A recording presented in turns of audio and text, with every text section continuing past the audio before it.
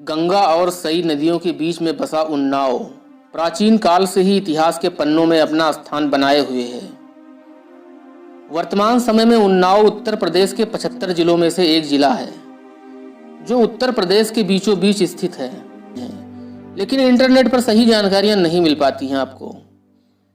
हमारे देश के महान क्रांतिकारी चंद्रशेखर आजाद की जन्मस्थली उन्नाव जनपद लखनऊ मंडल में आता है, जबकि जनपद का मुख्यालय उन्नाव शहर में है। उन्नाव जिले की सीमाएं 5 जिलों से मिली हुई हैं। उत्तर में हरदोई, दक्षिण में रायबरेली, पूरब में लखनऊ, पश्चिम में कानपुर नगर और फतेहपुर जिले की सीमाएं उन्नाव जिले से लगी हुई हैं।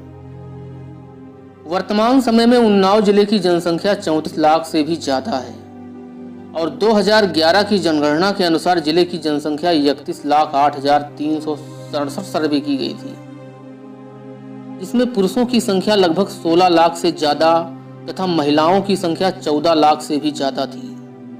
यहाँ प्रत्येक 1000 पुरुषों पर 907 महिलाएं हैं, अर्थात जिले का लिंगानुपात 907 है। मतलब पुरुषों की अपेक्षा महिला जनसंख्या प्रत्येक 1000 पर 93 कम है। उत्तर प्रदेश की 20 करोड़ की जनसंख्या में से उन्नाव जिले की जनसंख्या का अनुपात लगभग 1.56% है। 4,558 वर्ग किलोमीटर के क्षेत्रफल में फैले उन्नाव जिले में 16 ब्लॉक एवं 6 तहसीलें हैं। जिले में 1 लोकसभा सीट उन्नाव के अलावा 6 विधानसभा सीटें हैं। बांगरमऊ, सफीपुर, मोहान, भगवंतनगर, पुरवा व उन्नाव। उन्नाव जिले में 15 नगर पंचायतें एवं 16 क्षेत्र पंचायतें हैं। जिले की 17.10% आबादी शहरों में रहती है, जबकि 82.90% आबादी गांवों में निवास करती है।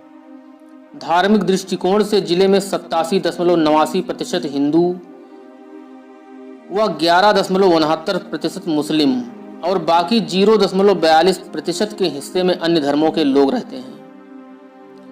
जिले की साक्षरता दर 2011 के अनुसार 66.37% दर्ज की गई थी। उन्नाव विशेष रूप से अपने इतिहास, साहित्य, धर्म और परंपरा की दृष्टि से खास महत्व रखता है। उन्नाव का इतिहास आज से लगभग हजारों साल पुराना है। प्राचीन काल में यह क्षेत्र घने जंगलों से ढका हुआ था। 12वीं शताब्दी में यहाँ के जंगलों को कटवाकर चौहान राजपूत राजा गोडो सिंह ने एक शहर बसाया, जिसका नाम सवाई गोडो रखा गया। बाद में यह क्षेत्र कन्नौज के राजाओं के नियंत्रण में हो गया। यहाँ का गवर्नर खड़े सिंह नाम के एक व्यक्ति को बनाया गया। उनवंत सिंह जो यहाँ के पहले गवर्नर थे, उन्होंने खड़े सिंह को मार दिया। यहीं एक किले का निर्माण कराया और इस जगह का नाम उन्नाव रख दिया। पौराणिक मान्यताओं के अनुसार उन्नाव में गंगा नदी के पास परियार नामक स्थान पर महर्षि वाल्मीकि ने महाकाव्य रामायण की रचना की थी। और एक मान्यता है कि लव कुश ने भगवान श्री राम की सेना को यहीं परास्त किया था। यह पवित्र क्षेत्र गौतम बुद्ध से भी जुड़ा हुआ है। कहा जाता है कि जनपद के बांगरमऊ में गौतम बुद्ध ने कुछ समय बिताया था। 1857 की क्रांति के बाद तत्काल अवध के बैसवारा चकला को विभाजित करके उत्तरी भाग उन्नाव को नया जनपद बनाया गया था। उन्नाव जिले की धरती पर अनेक महापुरुष एवं कवि हुए हैं, जिन्होंने उन्नाव को पूरी दुनिया में एक खास पहचान दिलाई है। महान क्रांतिकारी चंद्रशेखर आजाद, हिंदी साहित्य के कवि प्रताप नारायण मिश्र, सूर्यकांत त्रिपाठी निराला, उमा शंकर दीक्षित, द्वारिका प्रसाद मिश्र, भगवती चरण वर्मा, नंद दुलारे वाजपेयी, अवधी कवि रमई काका, सुमंगल सिंह सुमन, विशंभर दयालु त्रिपाठी, गुलाब सिंह लोधी एवं आल्हा सम्राट लल्लू वाजपेयी जैसे लोगों ने इस धरती पर जन्म लेकर इस धरती का नाम पूरी दुनिया में रोशन किया है।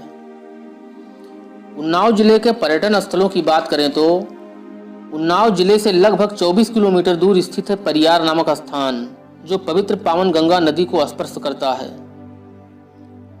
परियार को पहले परगना के नाम से जाना जाता था। इसी जगह एक प्राचीन शिव मंदिर है, जिसे बाल कानेश्वर नाथ के नाम से जाना जाता है। यहीं से लगभग 4 किलोमीटर की दूरी पर स्थित है शफीपुर। इस जगह का नाम प्रसिद्ध सूफी संत शाह शफी के नाम पर रखा गया है। यहाँ बनी सूफी संत की मजार पर हजारों मुस्लिम श्रद्धालु आते हैं। उन्नाव इलाहाबाद मार्ग पर अचलगंज पुरवा से दक्षिण से लगभग 16 किलोमीटर की दूरी पर पतन नामक स्थान है।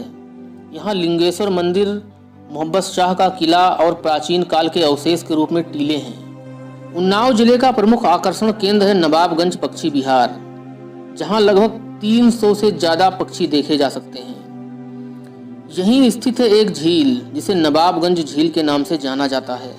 उन्नाव से दक्षिण पूर्व से 51 किलोमीटर दूरी पर गंगा किनारे बक्सर नामक प्रसिद्ध स्थान है, जिसकी पहचान पौराणिक काल से है। उन्नाव जनपद भारत के प्रमुख शहरों एवं महानगरों से जुड़ा हुआ है।